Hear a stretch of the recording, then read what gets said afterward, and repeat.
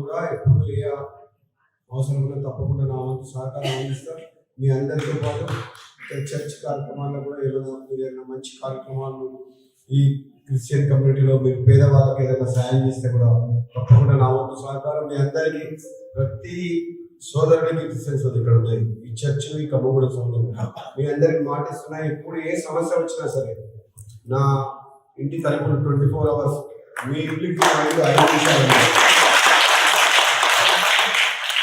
3 నిమిషాల్లో మా ఇంటికి రావచ్చు. మునుగోడు నా క్యాంప్ ఆఫీస్ ఉంది కాబట్టి ఎప్పుడు నా డోర్స్ ఓపెన్ ఉంటాయి మీ అందరి కోసం. ఏ కష్టం వచ్చినా ఎటువంటి వ్యక్తిగత సమస్య వచ్చినా ఎవరికైనా సరే మీ కుటుంబ సభ్యుడు, శాసనసభ్యుని కాదు మీ కుటుంబ సభ్యుని,